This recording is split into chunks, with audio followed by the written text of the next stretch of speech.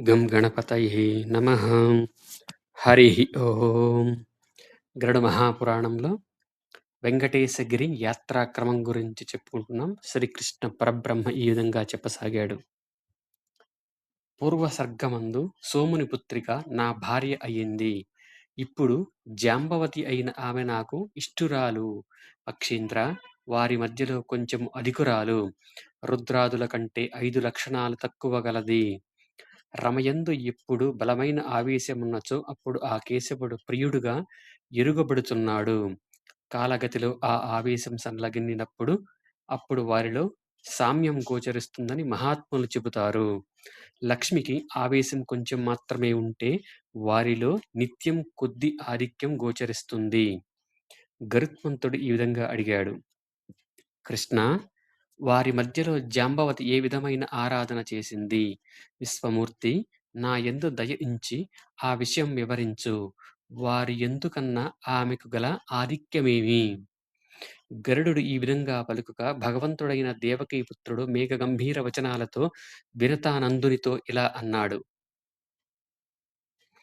పూర్వసర్గమునందు సోమపుత్రిగా ఉన్న ఆ సాధ్వి తండ్రి గృహమునందు ఉండి తండ్రితో కలిసి విష్ణు శుశ్రూషణం చేస్తూ తన జన్మను సార్థకం చేసుకున్నది.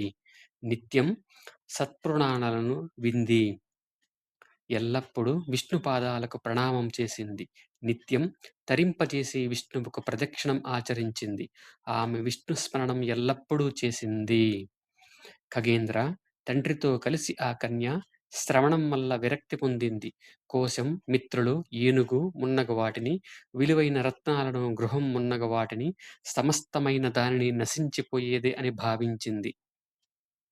నా ఆధీనంలో ఉన్నదంతా హరికోసమే చెయ్యబడిందని తలపోసింది. పుత్రమిత్రాదులను ఇచ్చినవాడే దానిని నపహరించాడు. అయినా ఆమె వేదన పొందలేదు. పరమదయాళుడైన విష్ణువు ఇప్పుడు నా యందు చక్కగా దయ కనబరుచుగాక. పక్షీంద్ర, తండ్రితో కలిసి కన్యక ఎల్లప్పుడూ నిర్మలమైన తన ఆత్మయందు భక్తితో వాసుదేవునితో చక్కగా ఏకాత్మను పొందింది.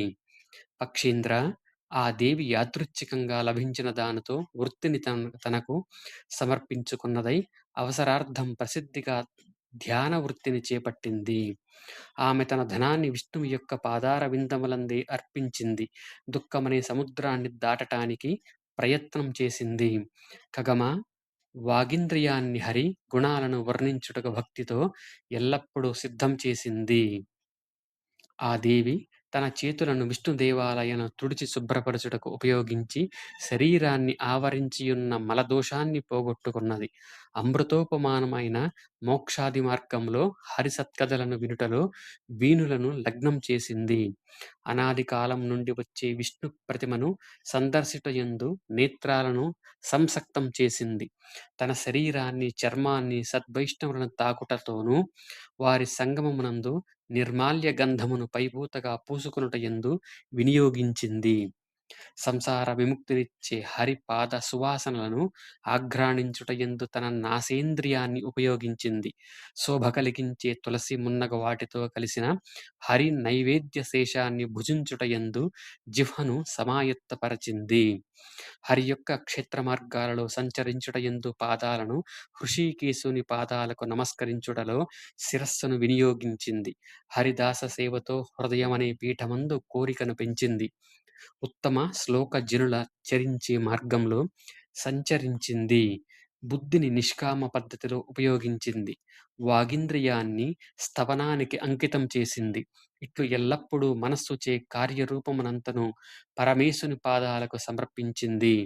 ముందు తన గృహమందు వస్త్రాలతో అలంకారాలతో విష్ణు భక్తులైన బ్రాహ్మణులను ఆరాధించి హరిని సంతోషపరచటానికై తండ్రితో కలిసి తీర్థాటనకై బయలుదేరింది. ఆ తరువాత ఆ దేవి తీర్థయాత్ర కోసమై విష్ణువు ఎదుట సంకల్పం చేసింది. ముకుంద, ఎంతకాలం తీర్థయాత్ర కొనసాగుతుందో అంతకాలం ఊర్ధరేతస్కురాలనై ఉంటాను. ఎంతకాలమైతే తీర్థయాత్ర చేస్తానో అంతకాలం వైష్ణవులతో సాంగత్యమే చేస్తాను. ముకుంద, హరికథా శ్రవణం మాత్రమే చేస్తాను. వైష్ణవులు కాని వారితోనూ చెడు సంగతి కలిగిన వారితోనూ సాంగత్యం చెయ్యను. ముకుంద, సుహృజ్జనాలతోనూ పుత్రమిత్రాదికులతోనూ తీర్థాటనం నేను చెయ్యను. ముకుందా! ఎవరైతే కామ్యబుద్ధితో తీర్థయాత్ర చేస్తారో వారితో సాంగత్యం నాకు దూరం చెయ్యవలసింది. శాలగ్రామాన్ని విడిచి తీర్థయాత్ర చేస్తే వారికి ఏ ఫలం కలుగుతుందని, ఫలం కలగదని ఆర్యులు చెబుతారు. అందువల్ల శాలగ్రామాన్ని ముందుంచుకొని తీర్థయాత్రా సందర్శనం చేస్తాను. ఖగేంద్ర, పాదచారులై తీర్థాటనం చేస్తే సంపూర్ణమైన ఫలితమని ఆర్యులు వచిస్తారు. పాదాలకు తొడుగులు మేజోళ్ళు, పాదరక్షలు ధరించి చేసే తీర్థయాత్ర, పాదాలు లేనివాడు చేసే తీర్థయాత్ర అని చెబుతారు. వాహనమందు కాని, తురగమందు గాని కూర్చొని తీర్థయాత్ర చేస్తే వానికి సగం ఫలితం పోతుంది. ఎడ్ల బండి మున్నగు వానిపై యాత్ర చేస్తే నాలుగో వంతు ఫలితమే వస్తుంది. పరాన్న భోజనం వ్యర్థమని చెబుతారు. మహాత్ముల వద్ద, వేద విధుల వద్ద, యతుల వద్ద పరాన్న భోజనంలో దోషం లేదు అని పరమ ప్రీతితో సంకల్పం చేసి ఆమె తీర్థయాత్ర కోసమై వెళ్ళింది. ముందు స్నానం చేసి హరి నిర్మాల్య గంధాన్ని విసర్జించి హరిని గూర్చి శ్రవణం చేసింది. తండ్రితో కలిసి భోజనం కూడా చేసి మొదటి రోజున ఒక కోసు దూరం వెళ్ళింది. అక్కడ ద్విజులను అన్నపానాలతో పూజించి ఆ దేవి రాత్రియందు తత్వం వినిపించింది. ఈ విధంగా ఎవరు యాత్రను చక్కగా చేస్తారో వారి యాత్ర సఫలమవుతుందని ఆర్యులు వచిస్తారు. ఖగేంద్ర, దయ లేకుండగా చేసే తీర్థయాత్ర వ్యర్థమని మహాత్ములు చెబుతారు. పక్షీంద్ర, ఖగరాజ, తీర్థమార్గంలో రాత్రి పగలు ఎవరు దివ్యమైన హరికథన వినరో అతని గమనం వ్యర్థం, వ్యర్థం అని చెబుతారు. అశ్వాదులకు, వాహనాలకు కూడా అట్లే గ్రహించు. అశ్వాదులకు వినియోగంలో అపరాధ ప్రాయశ్చిత్తం చెప్పమంటే గంగా మున్నగు వాటి దర్శనం వల్ల పాపనాశనమవుతుంది.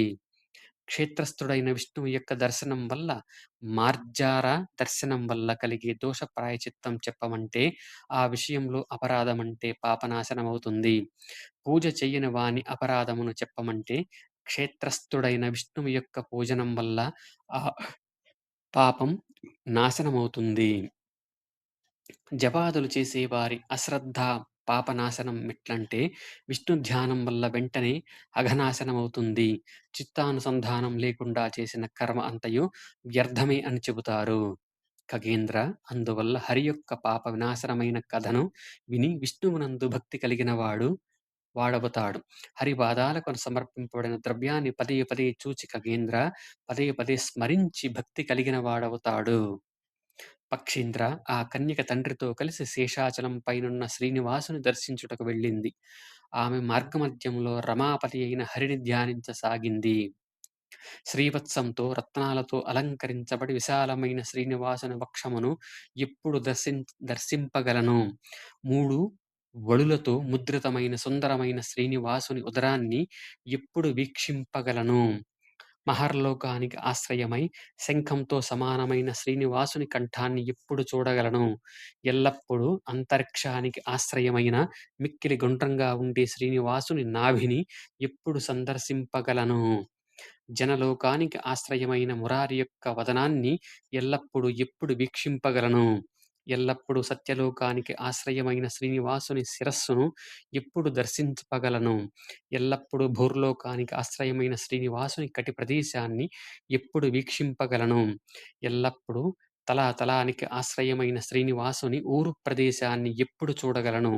సుతలానికి ఆశ్రయమై మిక్కిలి కోమలమైన శ్రీనివాసుని జాను మోకాలు భాగాన్ని ఎప్పుడు చూడగలను? సర్వదా రసాతలానికి ఆశ్రయమైన శ్రీనివాసుని జంఘ పిక్క భాగాన్ని ఎప్పుడు చూడగలను? సదా పాతాళ లోకానికి ఆశ్రయమైన హరిపాదతలాన్ని ఎప్పుడు దర్శింపగలను? ఈ విధంగా ఆ దేవి మార్గమునందు ధ్యానించుచున్నదై, తలపోయుచున్నదై, పిక్కు వృక్షాలతోనూ వానరీ బృందాలతోనూ కూడియున్న శేషాచలమునందు వేల కొలది పడగలతో ప్రకాశించుచున్న శేషదేవుని సందర్శించింది. అనేక జన్మలలో సంపాదింపబడిన పుణ్య సమూహాల వలన నాచే ఈ ఉత్కృష్టమైన పర్వతం చూడబడింది. దాని సందర్శనం వల్ల బాష్ప కణాలతో నిండి వ్యాకులత చెందిన నేత్రాలతో వెంటనే ఒక్కసారి పైకి లేచి శిరస్సుతో ప్రణామం చేసింది. ముఖాన్ని చూచి నమస్కారం చెయ్యాలి.